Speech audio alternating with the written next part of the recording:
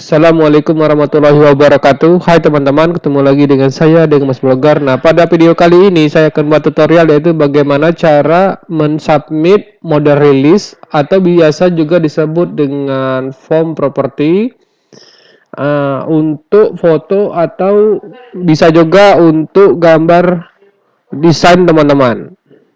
Contohnya itu yaitu adalah ini, misalnya teman-teman ngambil foto model atau misalnya mengambil foto bangunan ataupun untuk desain. Oke, kalau gitu kita mulai saja.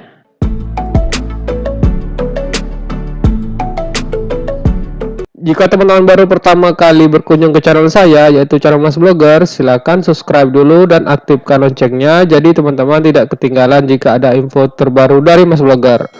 Nah, jadi saya coba googling di internet, karena sifatnya form property ini ada informasi detail ya tentang user kita, jadi sifatnya itu kita perlu merahasiakan identitas klien kita misalnya ataupun orang yang kita ambil jadi model rilis kita. Oleh karena itu saya ngambil contohnya itu adalah di internet, jadi saya googling.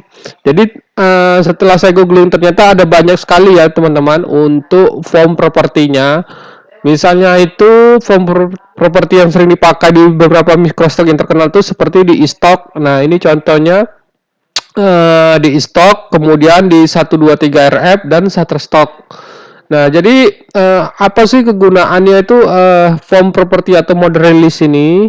Jadi semua fotografer yang misalnya dia mengambil jepret seseorang di jalan itu memerlukan yang namanya form property atau biasa juga ada juga yang nyebut model release teman-teman. Nah, di sini selain kita misalnya kalau kita fotografer, misalnya kita ngambil foto model tersebut, kita juga diwajibkan mengupload property release teman-teman yang berisi tentang keterangan nama, alamat, kemudian tanda tangannya.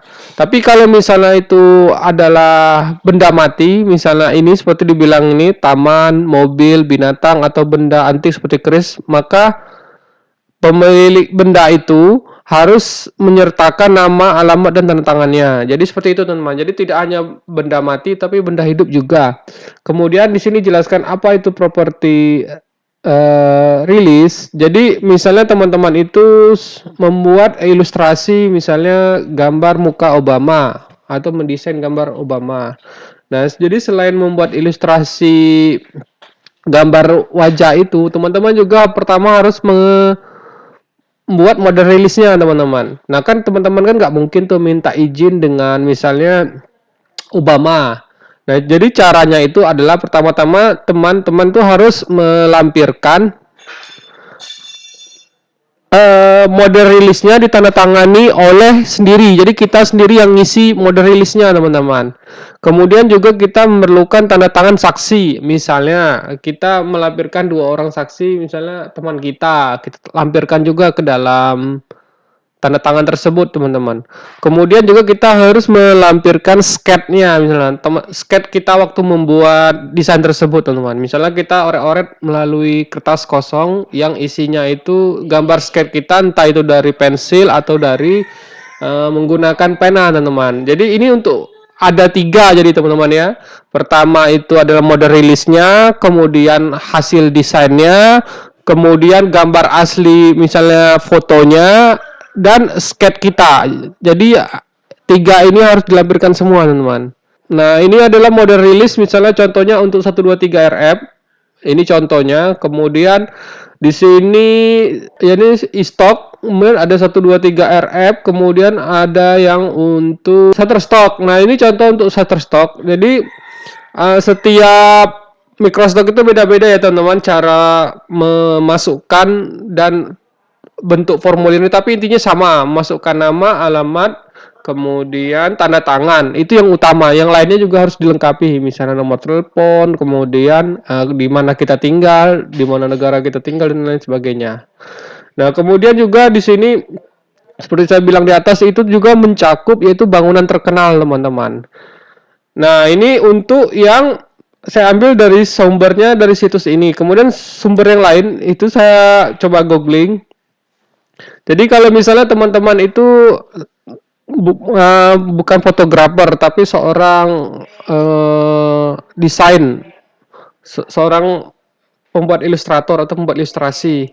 Nah, syaratnya itu teman-teman, pada saat video ini saya buat itu tanggal 19 Desember 2020. Mungkin akan berbeda nanti kalau misalnya teman-teman menonton video ini tahun 2021. Nah, pada saat saya membuat ini itu maksimal format JPG yang diterima di Shutterstock itu 4 megapiksel teman-teman. Jadi nanti pastikan juga teman-teman membaca peraturan Shutterstock yang terbaru. Jadi kalau misalnya nanti berubah, yaitu karena memang perubahan yang dilakukan oleh Shutterstock ya teman-teman. Jadi pastikan juga berapa megapiksel yang pada saat teman-teman menonton video ini.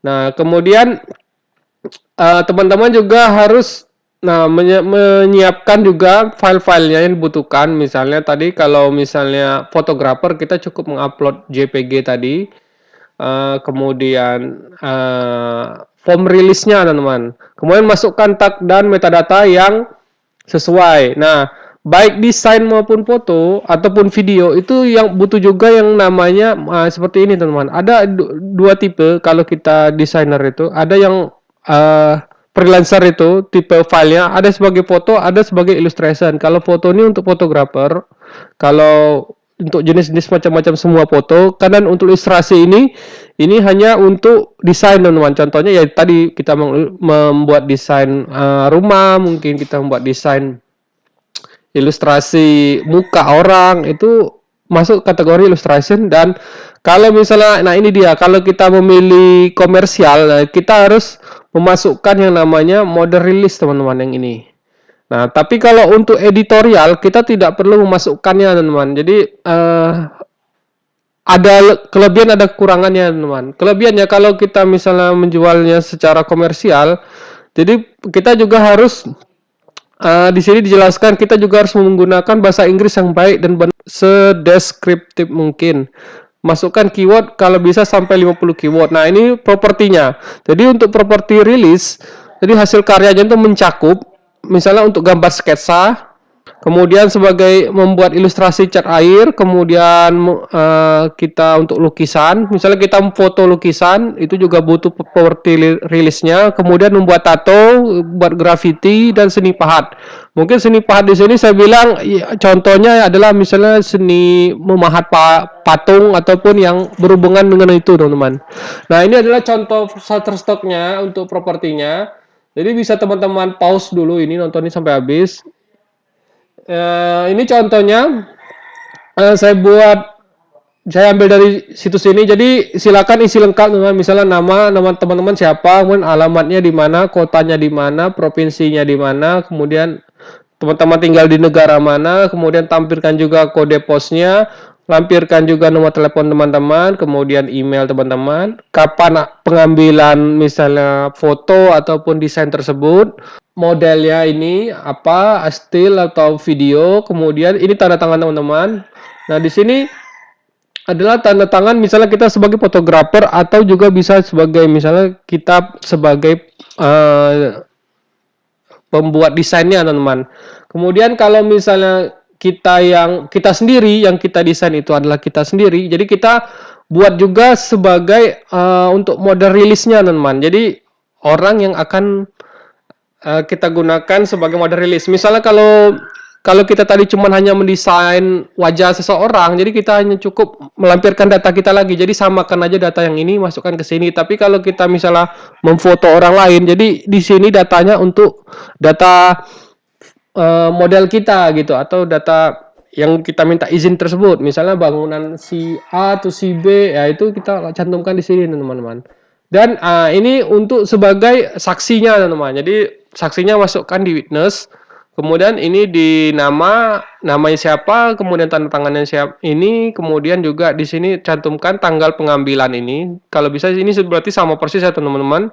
Kalau lihat saya di sini formatnya itu bulan, tanggal, hari, tahun. Deskripsinya apa? Misalnya contohnya ini Guache watercolor painting. Nah, seperti itu teman-teman. Nah, kemudian tinggal di submit. Nah, katanya di sini kadang kita itu salah dalam membuat deskripsinya, teman-teman. Nah, seperti itu. Nah, untuk contoh misalnya ini saya ambil contoh kalau jenisnya foto.